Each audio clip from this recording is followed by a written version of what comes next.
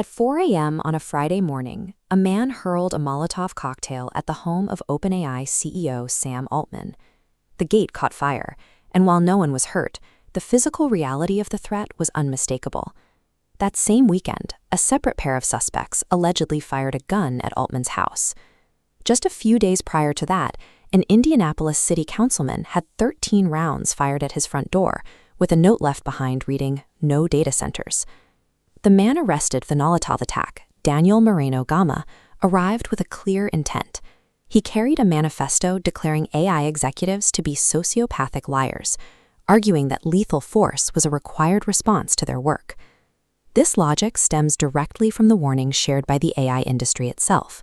For years, prominent tech figures have argued that artificial intelligence poses a literal extinction-level threat to humanity. If that premise is taken at face value, writing strongly worded op-eds starts to feel insufficient, and lethal force begins to look like a moral requirement. This creates a direct paradox. When leaders identify their own technology as a threat to human survival, physical violence can be framed not as a crime, but as a rational attempt to prevent an existential catastrophe. You might expect universal public condemnation following these attacks. Instead, across social media, thousands of everyday people liked comments cheering on the violence, asking for the suspect's bail fund, and hoping the perpetrators would try again. These commenters aren't radicalized tech philosophers living on fringe forums. So why are ordinary citizens openly celebrating the targeting of Silicon Valley executives? This chart illustrates the domain of loss. Populations rarely resort to violence simply because they are currently poor. Radicalization spikes when facing the terrifying anticipation of aggressive downward mobility. In this psychological red zone, individuals abandon caution, becoming highly risk-seeking and susceptible to violent mobilization. While the apocalyptic rhetoric provides a moral justification for this anger, the underlying tension comes from the public's observation of their own economic utility being dismantled in real time. The leaders building these systems frequently embark on media tours to boast about their capabilities.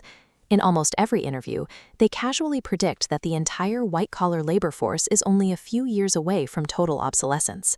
They deliver these predictions during a period of intense, highly visible wealth disparity.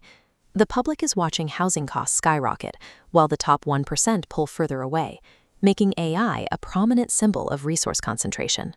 To cushion the blow of this mass displacement, the tech industry routinely pitches a preferred solution: Universal Basic Income, or UBI. This diagram shows a psychological framework called moral typecasting. In this dynamic, the people building the technology act as powerful moral agents at the top, distributing resources downward to a passive, helpless mass of moral patients below. Relegating someone to the role of a patient strips away their agency. Handing them a government check because algorithms took their job is a structural ratification that their human labor no longer holds any value. Promising a meager stipend in exchange for total disempowerment completely misses the point. People want dignity and autonomy, and when those things are forcefully removed, it breeds deep political disenfranchisement and violent resentment. Decades of conflict research show that you cannot simply talk people down from the ledge once they reach this point. Lowering the rhetorical temperature is not enough. True de-escalation requires altering the actual economic and political landscape. The first requirement is restoring a sense of political efficacy. Citizens are far less likely to support violence if they believe they actually have a voice in shaping AI governance through standard democratic channels.